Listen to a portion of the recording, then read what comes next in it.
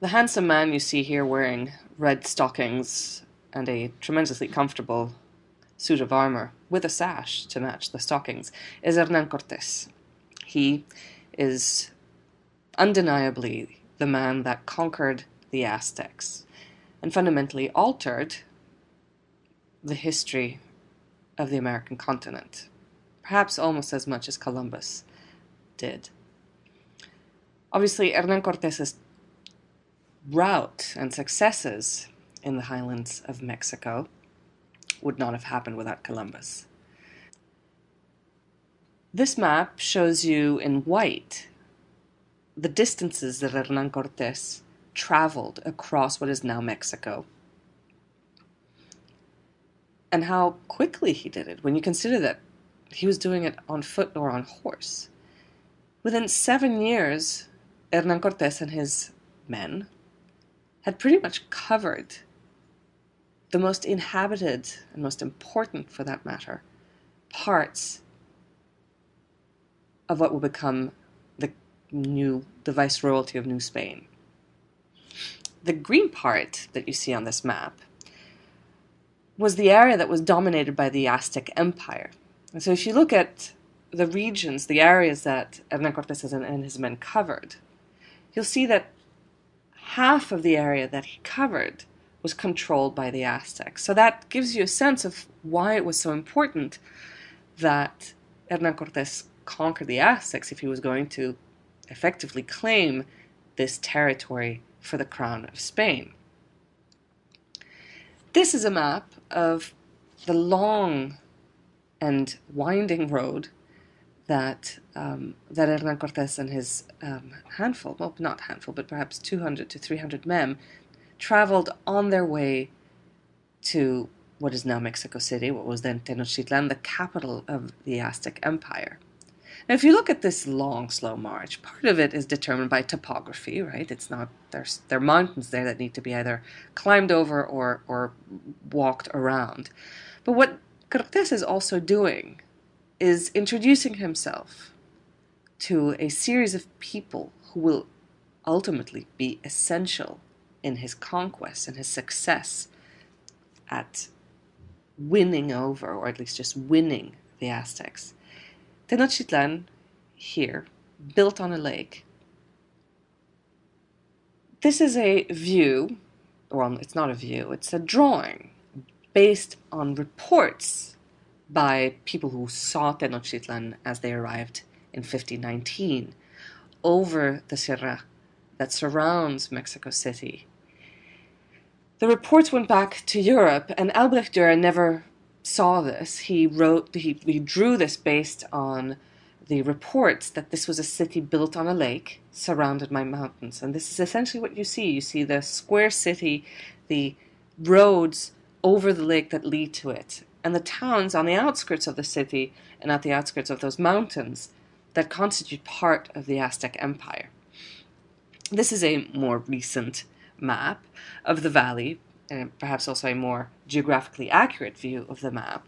And there you see again the city, the square in the center. So if you think about the town squares that they're such a part of Latin America, if you travel to any city in Latin America, there's a town square.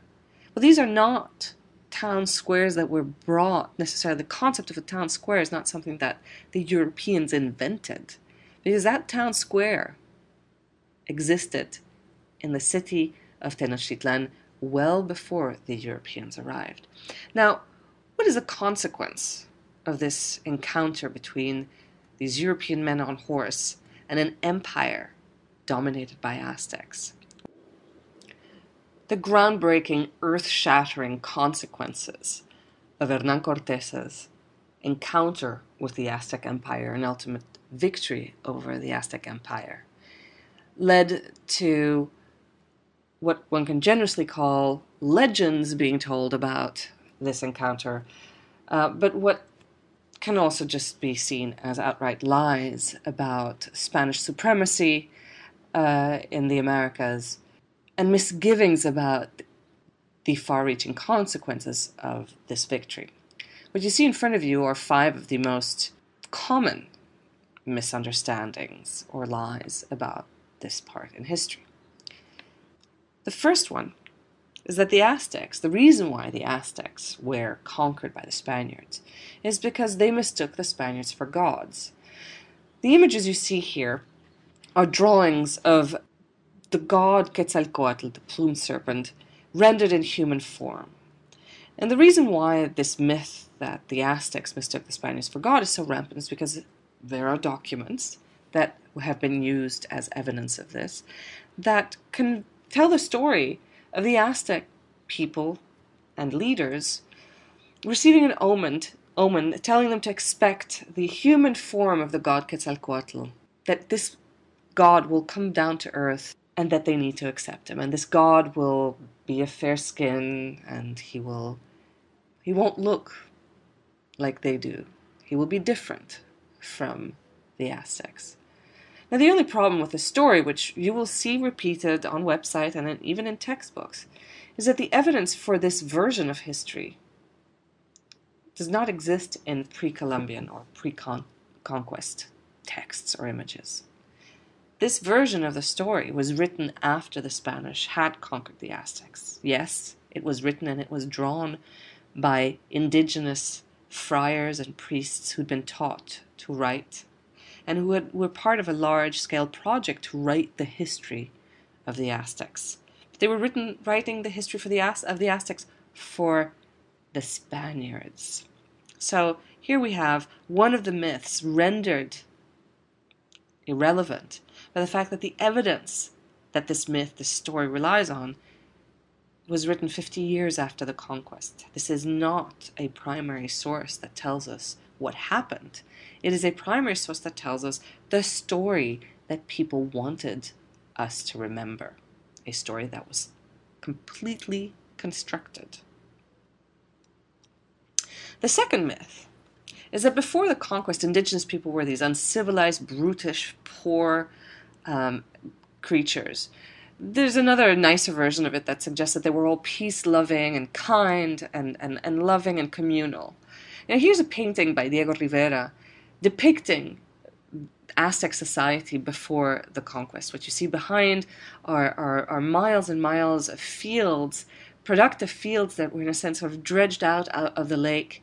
You've got an image of a priest and all the accoutrements of ritualized religion and power in the back, and then labor organization, men working in the fields, agricultural crops, women making food with those crops, the various forms of style of dress and jewelry that mark not an uncivilized, brutish society, but a highly civilized, highly organized, productive society. Another element that tells us that indigenous societies prior to conquest were not uncivilized is the Andean quipu system. And this system of knotted record keeping is unbelievably sophisticated. Yes, it did not stay in usage after conquest because the system of writing turned out to be actually much more efficient, so certainly for the Spaniards.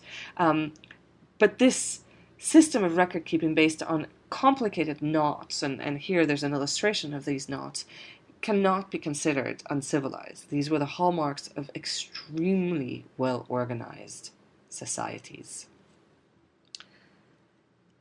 A third myth is that the Spanish conquest obliterated indigenous culture. Now, it is true that the Spanish conquest certainly limited the scope for the continuing development of indigenous culture, right? The quipu system, for example, is precisely one of the victims of the Spanish conquest.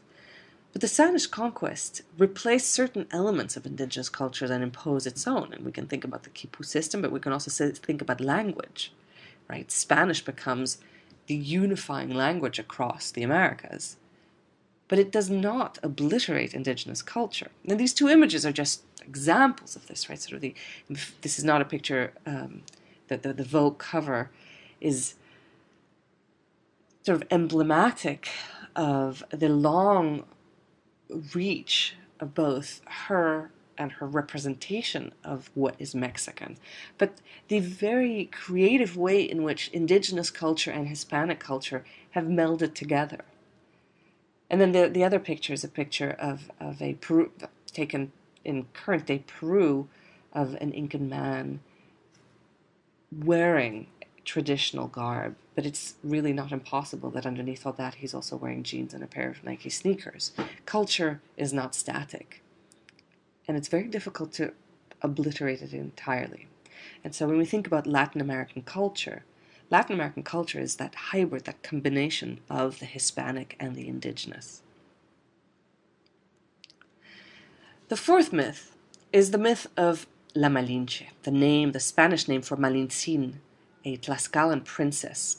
And she's told to have betrayed her people because she helped Hernán Cortés conquer them.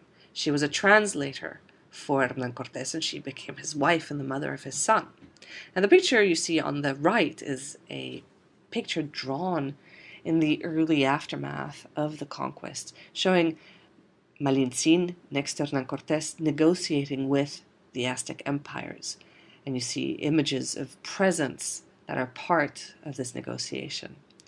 Now, the only way that Malintzin could have been seen to betray her people if she had herself been Aztec, but she wasn't. She was a Tlaxcalan princess who had been a subject of Aztec power and Aztec imperial power. She was not a friend of the Aztecs. She was an enemy. And in this case, she was the perfect ally for Hernán Cortés because he helped her win over her enemies. Here's another evidence of this negotiated nature. This is a copy of a letter that Hernán Cortés himself writes to the Spanish king and queen, explaining how important the help of Aztecs themselves were to the conquerors.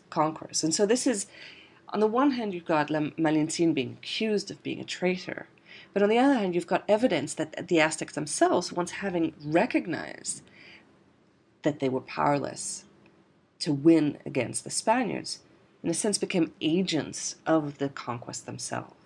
So this notion of betrayal is a very erroneous one when we're trying to understand the process of the conquest.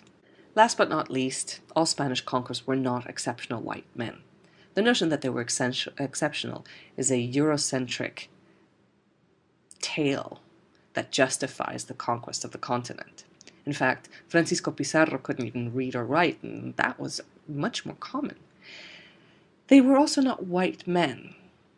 Spain, in the early 16th century, was just recovering from 700 years of Moorish conquest. So Spain was not a country of white men and women. It was a ethnically diverse territory. And so when Spaniards started traveling across the sea to conquer this land, or these territories that had been discovered by Columbus, it is not surprising that some of them would be of African descent. And the evidence we have here is, first in the picture on the right, a painting of this contact between indigenous people and Spaniards, which was drawn at or around the time of conquest, where you see Juan Garrido, a black conquistador, walking behind a white conqueror on a horse. And the fact that there were black conquistadors doesn't mean that black conquistador and white conquistadors were equal, and I think that is amply made clear in this drawing where you see the Juan Garrido walking behind the man on the horse. The African influence in the Americas during the colonial period is also made apparent in this 18th century painting. Now, Afro-Latin Americans were both the product of the Moorish influence in Spain, so arriving early on in the conquest period, but were then also part of a small but significant number of slaves that were brought to New Spain. And here the 18th century painting identifies a Mexican cobbler who is of African descent and his indigenous wife and their son in his place of work. And you see in the painting both his place of work and the domestic sphere in which the wife labors with plates and water jugs.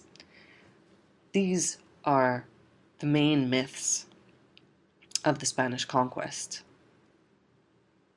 And you now know why they are not true.